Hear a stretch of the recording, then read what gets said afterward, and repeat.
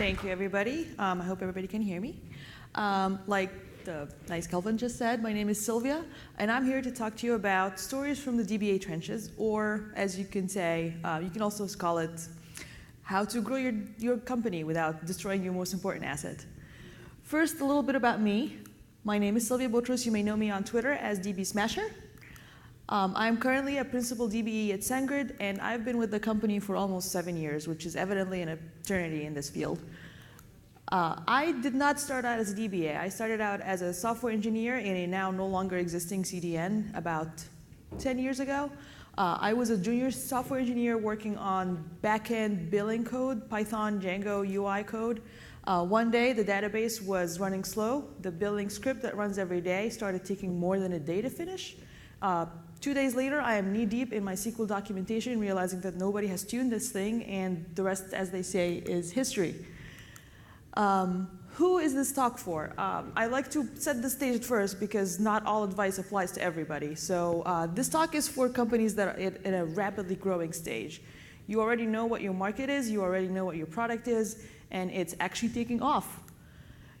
You have an ops team that is very small, sometimes not even existent because some companies think ops is not important anymore, but it's definitely a very small team. There's definitely no dedicated DBA staff, so that database is just running on its own because it's in the cloud, so it's fine. Your revenue is going great, though. You are multiplying in your volume and in your monthly recurring revenue every month. Year by year, it's orders of magnitude higher. Your marketing team and sales team are crushing it. Everything's great. Everybody likes you. You go to conferences. Everybody's excited about your company. But then how does engineering actually feel about getting new things out in this fast-growing environment? Looks a little bit like that. People are starting to get scared of doing deploys. There's a new database change for this new feature that the product team has promised about a few months ago, but everybody's scared of running it because every time they try to run that new feature, that schema change, the database screeches to a halt and it becomes a P1 outage and everybody is on an incident for the next 2 days. So nobody wants to touch that database anymore. Everybody's scared of touching it. Nobody wants to look at it. Nobody knows how to look at it.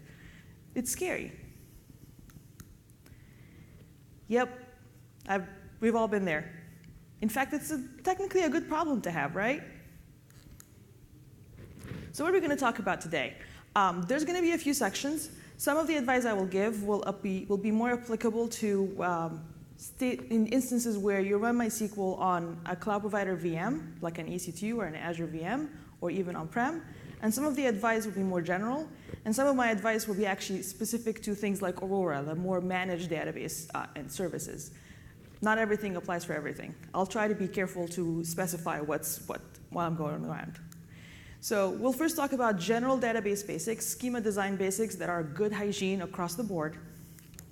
Then some architectural best practices, things that go a little bit outside of what just the database does. And then eventually we'll talk about what is the stage at which you want to hire a DBE team, and what are the things you should be looking for when you're trying to actually turn that into a specific and specialized team. I will try to leave room for questions at the end as well. So let's get started. So some schema design tips. In MySQL specifically, the most commonly used engine right now is called InnoDB. And in InnoDB, primary keys are actually a good thing. And they're not only for just lookups. In InnoDB, they are also called clustered indexes, which means that the structure of the table storage stores the entire table data within that primary key tree, which means that if you are doing your queries, your read queries, and you're actually filtering on what is specifically the primary key of that table, you can get everything you need with the one lookup, which is really nice, but not always easy to accomplish. The most common kind of primary keys that people use is auto increments because it's easy and because that's what ORMs like and that's what people are used to doing. But then they can make things a little complicated because as your data grows, you can't always tell what the increment ID is going to be, and it makes achieving that single seek call to get your data a little bit difficult to happen. So advice in this kind of varies, and it depends on the size of your data and depends on the breakdown of your queries, how much of it is write versus how much of it is reads. But some people try to accomplish this by using what is called natural keys instead of auto-increment keys, where you define, you find the part of your tables that are unique by design, and you make that the primary key. And that is something that MySQL affords you. It's a thing that you can do, and it's something that you'll have to, depending on the amount of scale that you're seeing in your product, you might have to benchmark in advance even. The important thing is to know your trade-offs. If you feel that that is too complex, it makes the code too complex, you could definitely still use auto-increment keys, but you have to know that they don't go forever, that depending on the type that you use, they can run out. And the other little caveat there is by default, MySQL defines the auto-increment key as a signed integer, which means that out of the gate, you lose half of the range of what that storage can be. So always be careful to, if you're going to use auto-increment primary keys, to always set them as unsigned, because you're never going to count the negative. So why are you losing that capacity to have more rows?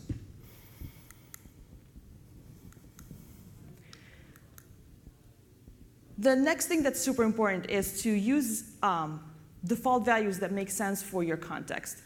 MySQL tries to be very easy to use, very out of the box, set it and forget it, which is nice when you're at a small scale. But if you're going really fast, these defaults can have a problem with your query plans later, and they can actually slow down your calls. Null is a default that is across the board in MySQL. It's not the best. You can even use empty strings if it's like character or blob kind of thing. Do not use null. It has a lot of issues when you're actually doing your scans over your tables. Always use timestamps. I cannot count the number of times we've had issues, and then we start looking into what happened with this table and why is it growing so fast? When was the last time a row was added? Is it actually being accessed a lot for reads or writes? And a lot of times we will realize that we don't actually have a historical track of when we add rows or when we update rows, whether we have more updates than inserts.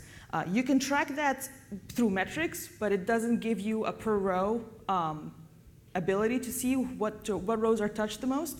And so it's always easy to just, from the day one, for most of your tables, to put an updated at and a created at. Older versions of MySQL used to have limitations around that. That doesn't exist anymore, so that becomes a super easy thing to do. And timestamps specifically are Unix epochs, so they don't have the baggage of time zones and date times that sometimes can come around with that.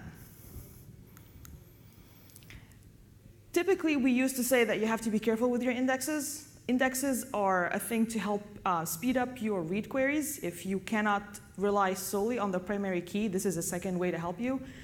But it's really hard early on to know what your query pattern is going to be. Sometimes it's easy, which is nice, but that's not always the case. Don't sweat the indexes from day one. What you need to do is always iterate and watch. I will go over in a little bit over kind of metrics and what tooling to use to actually try to track these things and iterate on your schema design. Here's a fun little trap. MySQL doesn't actually have a Boolean type. You can define a Boolean in your table definition, but it's not actually a Boolean. Under the hood in the storage, it is a tiny int. Some people find that useful, where they can overload a Boolean with more than one value. I don't recommend that approach. Overloading your types or overloading a column with more than one thing that could be stored in there can be a real problem down the line, because as you decide to make changes to a subset of those rows, it becomes a real problem disentangling all of this data out. It can be a serious problem for scaling out this data down the line. It's a nice shortcut at day one because you're like, I don't want to do a schema change, but next thing you know, you're having to do some large data migrations to actually just split this data out. Also, it's incredibly unreadable, and it makes it where the data, you have to read the code to figure out what is actually happening in the database. The column names matter. Do not make a column that's called isActive and has like 15 distinct values. That does not make sense. Yeah, So always make sure that it's better to have multiple columns for the different use cases. Like every time there's a use case, you define something new, as opposed to just in the code, start adding more context to the same column that you've already defined. Yeah, because otherwise your DBA is going to start looking at this and going to be, we don't know what's happening here. This is not really a Boolean. We can't really scale this. We're going to have to do a big data migration, which is probably not an online operation. Next, let's talk about some metrics. There's a lot of metrics I can get out of MySQL, and not all of it is pertinent depending on what you're trying to do. But I'm going to try to cover some things that are basic that you always have to know. Most of these apply to standalone MySQL, like vanilla Percona server or Oracle MySQL, rather than Aurora. In some cases, it doesn't really apply to Aurora. So here's some metrics you should always track. These two sound similar, but they're actually not the same. The first is a subset of the second. So let me go over both of these. Threads running is a counter that MySQL has at any moment that will tell you how many connections are actively running queries, not just connected and sleeping, but actually doing work. Optimally, you want this number to be low, preferably in the single digits. 20, 30 is okay. After a certain number, it becomes a problem because it basically means that you have too many queries that are running scans at the same time. Typically, that means they're just waiting on disk IOPS. That's the most common situation, or they're waiting on a shared lock of some sort. And when those stack up to large numbers, you start having issues with your CPU usage going up, your memory usage going up, and in some cases, I've seen it cause the entire MySQL process to completely kill, and you start having a large outage at hand. So keeping the threads running metric in your sites, probably even adding an alert added that pages people for certain databases that are super customer-facing would probably be a good thing. The second one is a little more sinister. It is the number of threads connected, and it also counts connections that are sleeping. They're not doing anything. It is not the kind of metric that is impacted at high load, but if it can be a problem down the line if it keeps growing and it never comes back down.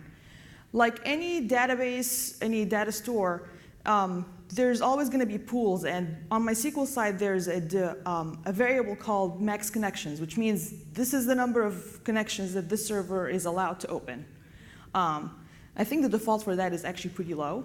It's a default that sort of harkens back to the LAMP days when it was just like one application talking to the database. Threads connected, if it reaches the value of max connections, all your applications will start getting errors. You start getting 500s all over the place. So tracking that number and watching the consumption of your max connection pool is important, because otherwise it'll be at the worst possible time when there's high load. You start getting 500s because the database is not actually doing work, but is refusing connections, which is not a fun place to be. This one is specific to either on-prem MySQL in a data center, or vanilla MySQL on EC2 or on Azure or on GCP. But IOPS are important. Even if you get the SSD class VMs, trust me, the databases will use it. I've seen too many cases where we think SSDs will solve the problem, but next thing you know, it just kicks the can down the road a little bit more. So be careful with how much data is actually being scanned relative to the IOPS capacity of your disks, your RAID cards, whether it's the class of your VM that you're using. That's super important. This is a graph of one of the databases I used to manage. This was, obviously it was using all of its disk IOPS, but the actual spec of this was a on-prem database. 48 SSDs, 3 RAID cards. It was a gigantic beast, and we were still maxing out the IOPS. So it's possible. Don't underestimate the amount of scanning that a poor schema can do. Another important one, and this is specifically for on-prem or standalone or even classic RDS databases, is how much disk space you're using and how fast it's growing. There's a lot of tricks to do there to try and mitigate that stuff, but it's important to keep an eye on it because ultimately at some point you're going to have to find a tool like the last talk with Vitesse, and you start actually splitting these things apart from under the application so you can scale out. But it's better to know that in advance and have that in your sites as a metric in your dashboards or as a daily report or something so that it doesn't become a surprise when this thing is already at like 95% used. The ways to do this, one of the fastest ways to actually keep the growth of the database in check is just have early on in the design phase in your product some sort of data retention policy where you're not storing everything forever. This harkens back to me mentioning timestamps earlier. It's really nice if you have timestamps on the table of when they were created so that when you want to figure out what's the oldest ones that you don't need anymore, it's not a difficult task. It's important to know, and this rule is important for even if you're in Aurora and disk space is a different kind of ball game. Your business critical database that is powering your product and facing your customers needs to be separate from the data warehouse that feeds your business intelligence and tells your executives how the business is doing. Those are two different constituencies. They should not be fed from the same database. So this is an important one. Aurora is definitely different. It handles storage differently. Technically, it can grow infinitely, but that comes with an asterisk. If you look deep into documentation, you have a maximum size for an Aurora instance, which is about 100 terabytes. That might sound like a lot, but it's actually not hard to achieve, especially if you don't actually track how fast you're adding data all the time. And the other thing is, if your schema is poorly defined and you're doing a lot of scanning on secondary keys to achieve your read queries, that means that the larger database that you have is now scanning a lot more pages, which will cost you a lot more read units from Aurora, which is going to be some significant cost at hand, not to mention the storage. So even though Aurora has different rules around the storage, and I'll cover how some of the caveats with Aurora specifically, because partitions and things like that don't really apply there, it's still a cost. Even though they will technically say it infinitely scales, nothing really infinitely scales. So for vanilla MySQL or like EC2 MySQL, there's some tricks at hand to do data rotation in an automated manner. Nobody wants to be up during the day just like manually dropping partitions or something like that. So what you do is, like I mentioned, you use your timestamp that you've already defined on all the tables to figure out what are the breakdown of the age of your rows. This is obviously a product decision, so it's important. This is part of the reason why the DBE needs to be involved in the design phase early on. And if there's no DBE, it needs to be someone from ops, because it's important to talk with product early on what is the data retention, how much data do we not want to actually keep. Especially given recent rules around GDPR, it's also a good thing for compliance. So MySQL gives you this ability to define what is called date-based partitions, where it starts storing things in separate data files depending on the timestamp that you define on the table. And that later on helps you easily and without a lot of performance hit drop the older data very quickly. The way to do it, there's tools out there that have been around for a long time that automate this process, where you can basically stick that script into your monitoring solution and have your monitoring solution basically run the process for you. I've written before on this. I'm going to post the slides later, which will have these as links, where I fully explain how I use Sensu. You can also do the same thing in Nagios, obviously, where within the monitoring solution itself, we run the partition rotation, and we basically prune out the data that is too old and that we don't want to keep anymore. A nice thing about this is that instead of having to separately run the process that prunes our old data and then have to monitor for the success of that process, it becomes all in one line, and it's all monitored. And we can also have metrics on how fast it takes. Now, let's talk about some architecture. ORMs are really cool. They've been around for a long time. They're super easy to deal with. They come in every language that people want to develop products in. But they are really the most useful when you're still just proof of concept. You're still figuring out what is the product going to look like, who's going to need this, is it even going to succeed, and you don't want to think too much yet about the database because it's still small, which is fine. But ORMs also, because of their general purpose mindset, make some presumptions about how the database is going to look like. They will form the queries for you, which can be bad. They will sometimes cause a lot of scanning, which, depending on your infrastructure, whether you're in a managed database or on-prem, can cause some serious costs or performance hits. So it's important to know that when you're starting to hit that fast growth stage, that one of the first bottlenecks you're going to hit is that your product needs to scan a lot of data, and it needs to do it through something that is a lot more flexible than an ORM. One of the really cool things out right now that will help you do this is something called Proxy SQL. Also, Vitess is really a good solution for this. Depending on the use case and how fast you're growing, it might be one or the other. We use in SendGrid Proxy SQL heavily right now.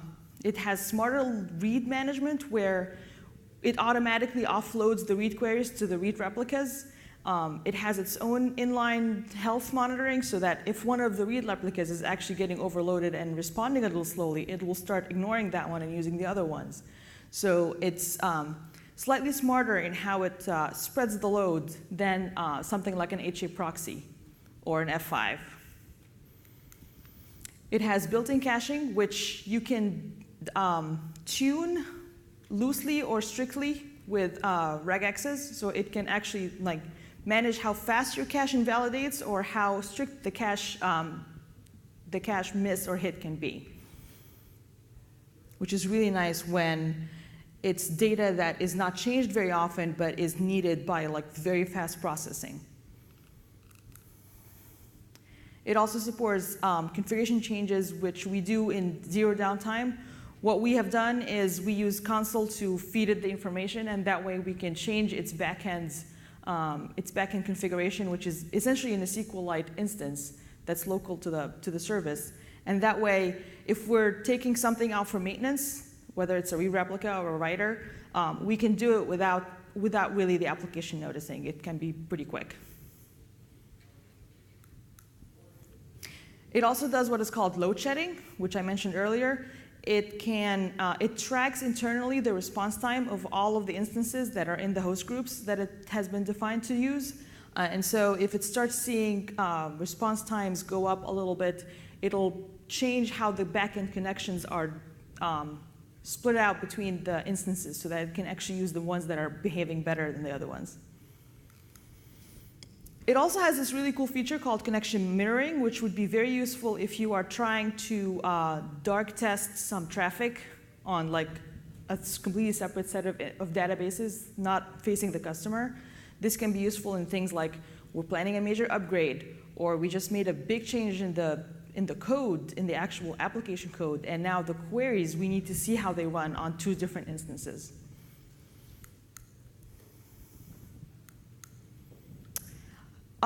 More general things to have in mind.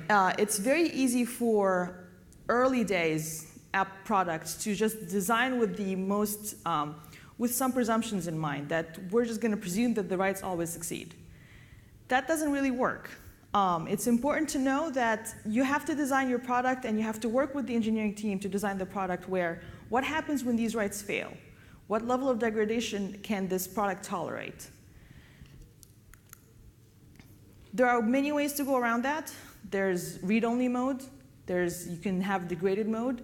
What's really useful here is that if your databases are separated by concern, where, for example, the database that controls your portal, your customer portal, is separate from reporting data that the customers can hit harder and scan more data on, but can wait for the response a little bit because it's going to come in a separate webhook. These kinds of separations can really help you here so that when there's an actual failure, it doesn't impact your entire product. You can also serve stale data, having cache layers in front of some of the data that doesn't change very much, but is super important to always have available. You have to also remember that it's not just important to shard your databases, but if you have an abstraction layer, that needs to be also split out. A big mistake that some places do is that they will have multiple database clusters, but it's a single ORM layer, a single cluster of an ORM or something that basically filters all those queries to the database. That can be a problem. As you scale out, as you realize that your traffic is doubling and tripling every year, that can cause issues where your databases are fine, but your abstraction layer is having some serious problems because some of its traffic is taking over all of the capacity from all the other traffic. I spoke earlier about offloading read queries to your replicas, which is it's a simple thing to do to take away some load from your writer nodes so they can actually focus their capacity towards your write volume. But everybody at that point goes, what about replication lag? Yes, it happens. This is where it's important to spend the time when you hit that fast growth stage. It may have been an easy shortcut in the past to have basically all of your traffic go to just the writer node and just deal with that. But if you're starting to scale out and that becomes a concern, you have to start pruning into your endpoints, your code, and figuring out what are the things that can tolerate some lag and what are the things that do not. Start using the earlier strategies here to try to serve these things differently. And no, it doesn't mean send all your writes to the primary. I have seen it before where you would have a major outage and your website is down because the volume of reads coming in was all going to the same node that's taking the writes, and that caused the issue. Shard and shard again. Vitess is a great tool for sharding horizontally where it's the same data, but you're actually having multiple clusters of it where if there's downtime, it's a section of your customers, not all your customers that have a downtime. You could also implement what is called functional sharding where you split specific tables into smaller instances, separate clusters where it becomes based on the business concern. As I mentioned, the website that would host the database that would power your customer portal would be completely separate from the database that has your stats, completely separate from the database that has, say, in our case, suppression lists, bounce lists, unsubscribes. These are completely different business concerns, and the way the customers consume the data from them are very different behaviors, so it makes sense to completely split them. If your product is succeeding, expect to have more than one database. The notion of the database needs to scale needs to go away. It's going to be more than one, because that's basically a sign of success. It may have been fine to be one database when you started. You're now starting to get into big leagues. Start splitting it out.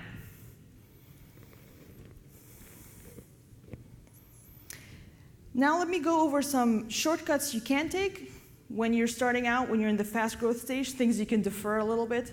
And then there are things that you should never, ever defer. Some of these are going to be, even from day one, you should do it this way.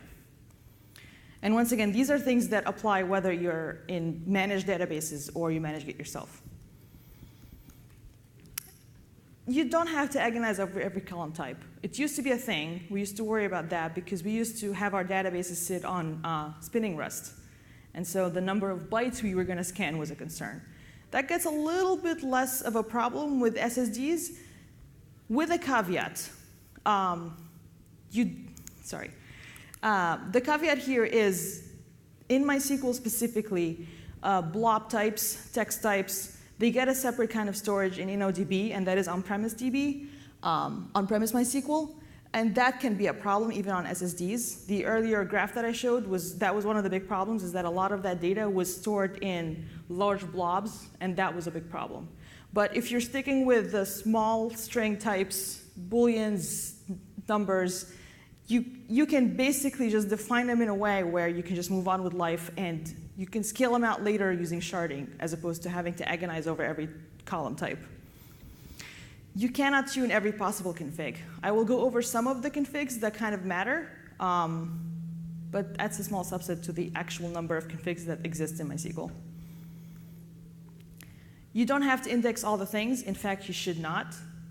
If you don't know in advance a good idea on how the breakdown of reads versus writes is going to be, you're better off not over-indexing, because everything is a trade-off. Indexes will cost you in write time. Things like audit logging, unless your new startup is involved in a super high compliance field like health, where from day one you're going to have to cover certain compliance needs, you don't need to set that up. It's a thing you can wait for until it's actually needed by the business. Now, here's some shortcuts you should not be taking. The database time zone. UTC, please. And you'd be surprised how many places don't have that. MySQL, in the interest of being an easy-to-use database that you can just like yum install and go, if your servers come with a different time zone than UTC, MySQL will use the local server time, which means you can find yourself years later after you have changed your co-location or even moved to a cloud provider, still running things in like, I don't know, Pacific time, where it's not even in anywhere near the Pacific coast. It's a shortcut that if you take will be very, very difficult to fix later. Your car sets. I think that changed in more recent versions of MySQL, but it used to be where the default character set was Latin, which was a problem, because if you start doing international business, it becomes a thing. And it's also difficult to fix later. At the very least, it means you have to run an alter table on every single table that you have. Sometimes it can cause data corruption if you are going to a character set where your stored data is not super compatible with it. That's an important one. As I mentioned earlier, auto-increment keys are nice. They are convenient, but they run out. You need to track that. There's a lot of scripts out there that you can find that will show you how to see what is the maximum stored number versus what is the actual possible maximum. And you can figure out whether you're getting close to, hey, this table is going to very suddenly start saying, I can't insert any more rows, and it's going to be a large outage. Test your backups. That's super important. Even in managed databases like Aurora, it provides you a very easy way to create snapshots. It does not have an automated way of testing those snapshots. Or moreover, even if you're testing them, you need to also track how long it takes to restore them, because in an actual disaster situation, this is going to be the longest part of your recovery time. The database takes like 6 hours for the snapshot to come back online and create the replicas it needs. That's how long it will take for us to come back up. Is that an acceptable thing? We don't know. So that's a very important one. Charity likes to say this, it's like Schrodinger backups. If you're not testing them, they don't exist. That's basically the rule.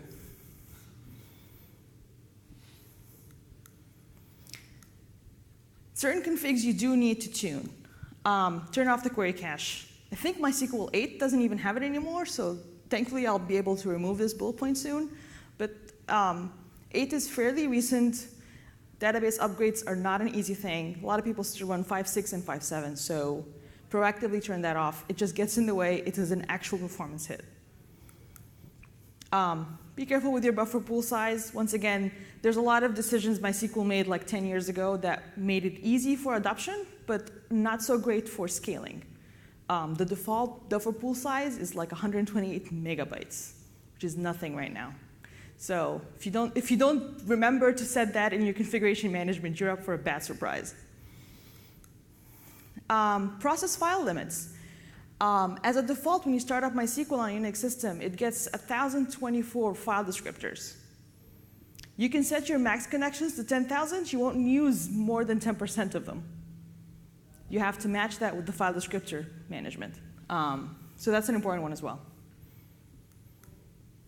Max connections, I think the default max connection is 128. Once again, it's like harkens back to the LAMP stack days. So you have to be aware of defaults that are basically there to simplify adoption, but don't apply to you anymore because you're starting to grow too fast. This is one of my favorite slides, and I added that recently. Obviously, when you're in managed database land, some things are not actually going to be under your control, but it wouldn't be accurate to presume that it just works. There's always going to be issues, especially if you're growing super fast. For example, Aurora has a really fascinating and practically impressive storage layer. It uses what they call block device, where the nodes all share the same log file, which makes replication only in the milliseconds of replication lag at most. Sub-second writer node failover. It's really cool.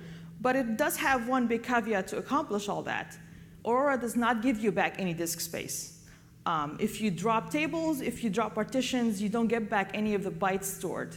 It just stays the same size, which can be a real problem if you are using Aurora for something that has a high insert rate versus a high update rate, because very quickly you'll see that your storage cost is going up. And the only way to get out of that is to move to a new Aurora cluster, which is not an online operation. Another thing to note with Aurora, the really fancy replication tricks are only within the one region.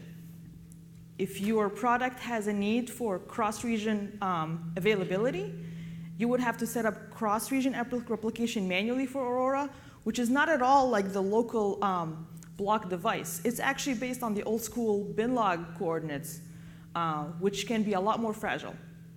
They do have some nice tricks around how the cluster endpoint is defined, where if the writer node changes, the coordinates don't change, so you don't have to fix it as often as you would think. But ultimately, it is prone to the same replication lag concerns that even standalone MySQL has. So by design right now, Aurora does not have a very solid cross-region.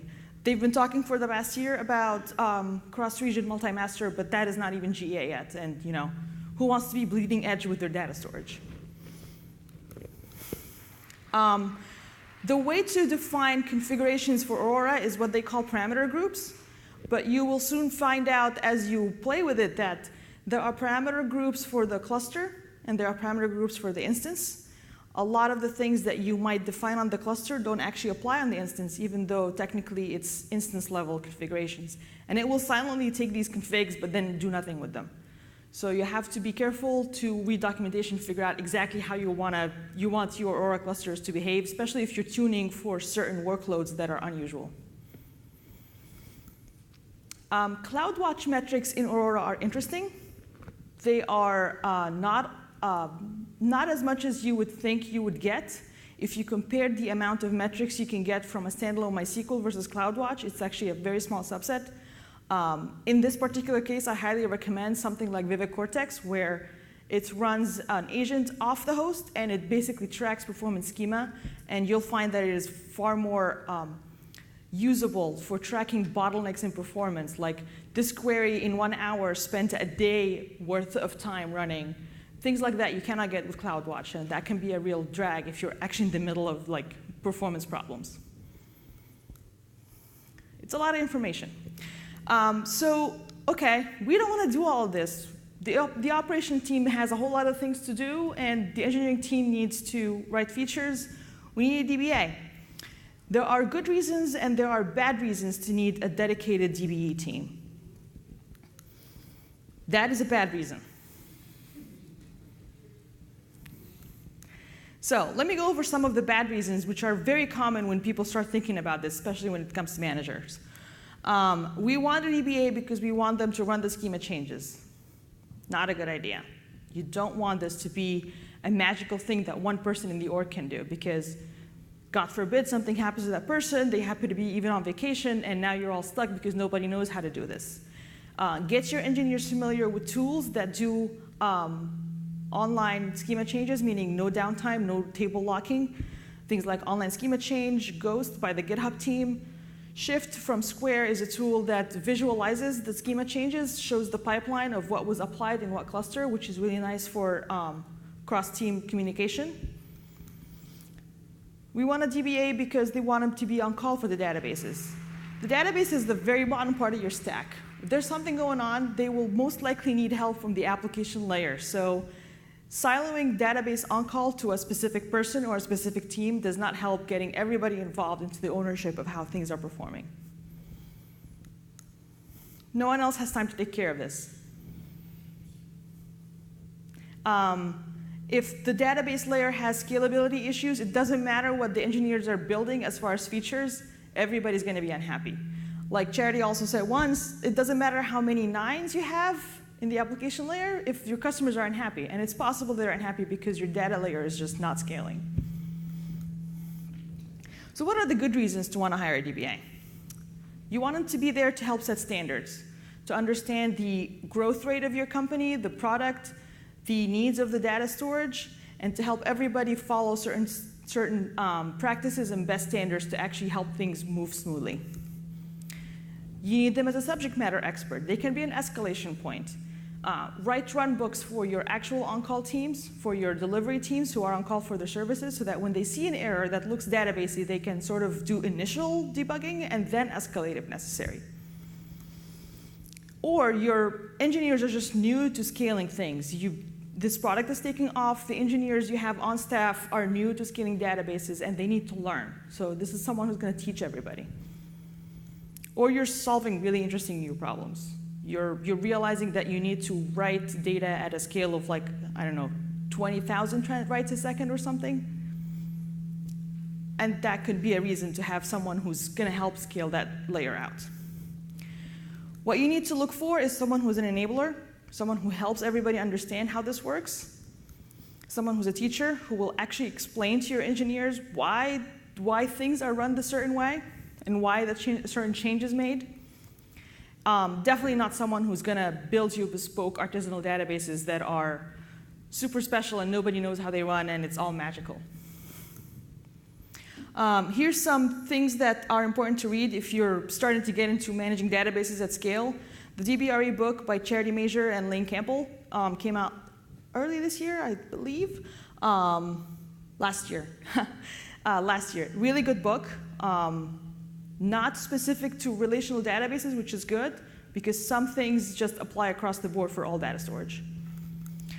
If you're specifically running, old school MySQL on VMs or something like that, this is a really good book. It's a classic. I think 3rd edition came out a couple of years ago.